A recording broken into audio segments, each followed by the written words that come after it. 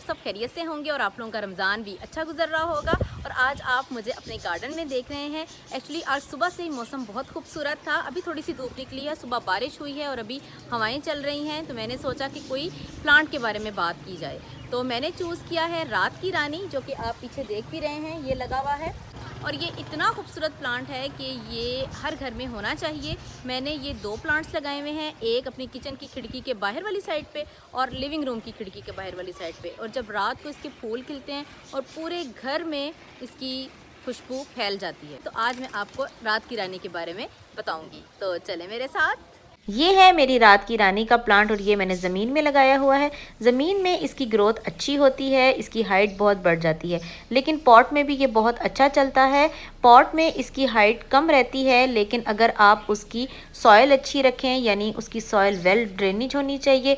एक हिस्सा उसमें सैंड, एक हिस्सा गार्डन सॉइल और एक हिस्सा खाद का होना चाहिए। और अगर ज़मीन में लगा रहे हैं तो ज़मीन की मिट्टी सख्त नहीं होनी चाहिए। अगर सख्त है तो आप रेत मिला के भी उसमें प्लांट लगा सकते हैं, उससे प्लांट ज़्यादा हेल्दी होगा। और इसकी मिट्टी को मॉइस्ट रहना चाहिए, लेकिन आपने पानी उसी वक्त देना है जब आपको मिट्टी इसकी ड्राई नज़र आए। ओवर वाटरिंग से भी ये पौधा ख़राब हो जाता है। और आपने डेली इसके पत्तों के ऊपर शावरिंग ज़रूर करनी है, स्पेशली गर्मियों में। इससे ये कि मिट्टी जो इनके पत्तों के ऊपर जमी होती है वो भी उतर जाएगी और पौधा हेल्दी भी लगेगा और ख़ूबसूरत भी। और पॉट में लगाने के लिए ये भी ज़रूरी है कि आप इसको खाद भी वक्तन फ़वक्तन देते रहें, क्योंकि जब ज़मीन में पौधा होता है तो ज़मीन से ही वो नेचुरली लेता रहता है न्यूट्रिशंस, लेकिन पॉट में इसका ख्याल खुद रखना पड़ता है। आपने हर 3 महीने के बाद इसके अंदर खाद डालनी है, चाहे वो गोबर की खाद हो, वर्मी कंपोज हो, या आप नर्सरी जाएं और उनसे कहें कि हमने रात की रानी या इस तरह के प्लांट्स में खाद डालनी है, तो वो आपको दे देंगे, आपने वो डालनी है।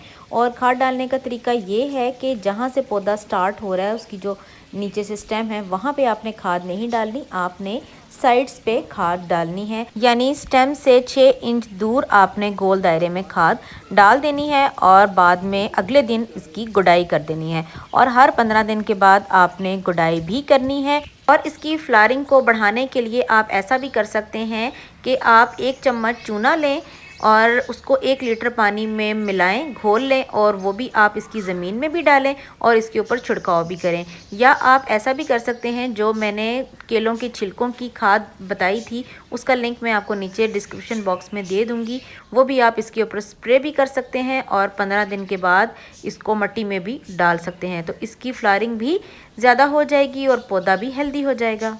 और इस प्लांट के लिए ज़रूरी है कि आप इसकी पिंचिंग करते रहें। पिंचिंग करना इस तरह होता है कि आप कोई भी टहनी है तो उसके ऊपर जो छोटी सी टिप होती है, आपने उसको यूं अपने फिंगर के साथ यूं काट लेना है, तो नीचे से इसकी 2-3 शाखें निकल आएंगी। तो ये पौधा इतना ज़्यादा हाइट में नहीं जाएगा और बुशी हो जाएगा। जब बुशी हो जाएगा तो आप, जब टाइम आएगा सर्दियों का, जब ये फूल नहीं दे रहा होगा, तो आप इसकी अच्छी सी कटिंग करके इसकी अच्छी सी शेप दे सकते हैं। उससे पौधा भी हेल्दी रहेगा और इसकी शेप भी अच्छी रहेगी। अगर तो ये ज़मीन में लगा है तो ये फुल टाइम अगर धूप में भी लगा रहेगा तो इसको कोई फ़र्क नहीं पड़ेगा, ये हेल्दी रहेगा। लेकिन अगर आपने इसको पॉट में लगाना है तो उसी जगह पे रखें जहाँ पे दिन के 2-3 घंटे ही धूप आती हो, तो इससे इसकी ग्रोथ ज़्यादा अच्छी होगी।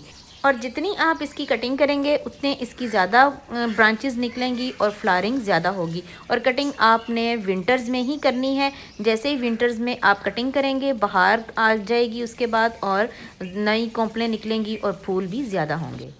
और ये बात जो मशहूर है कि रात की रानी के ऊपर सांप आते हैं, इसका अंदाज़ा आप ये लगा सकते हैं कि सांप को सूंघना तो नहीं आता, यानी उसके अंदर सूंघने की हिस्स तो नहीं होती, वो जानवरों के पीछे आता है। और जानवर इसकी खुशबू के पीछे आते हैं, यानी जैसे इंसेक्ट्स हो गए या जो हो गए छोटी छोटी लिजर्ड्स हो गई, क्योंकि ये बुशी होता है। और फ्रॉग्स वगैरह भी आते हैं। अगर हम इसकी प्रॉपर कटिंग करके रखेंगे, नीचे से स्पेशली एक्स्ट्रा ब्रांचेस काट देंगे, तो फ्रॉग्स वगैरह नहीं आएंगे। और इंसेक्ट्स को तो हम नहीं रोक सकते कि, और रोकना भी नहीं चाहिए। जब इंसेक्ट्स नहीं आएंगे तो पोलिनेशन नहीं होगी, तो फूल भी नहीं आएंगे। तो हम लोग फ्रॉग्स वगैरह या उन जानवरों को रोकेंगे तो स्नेक्स खुद ब खुद नहीं आएंगे।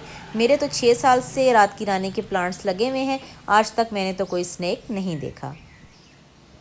तो ये था बहुत ही खूबसूरत सा प्लांट रात की रानी। उम्मीद है आपको ये अच्छा लगेगा। जब आप लगाएंगे तो इसे ज़रूर लगाइएगा और कमेंट बॉक्स में भी बताइएगा कि आपने लगाया है कि नहीं। और हमेशा की तरह मुझे अपनी दुआओं में याद रखिएगा। अल्लाह हाफिज़।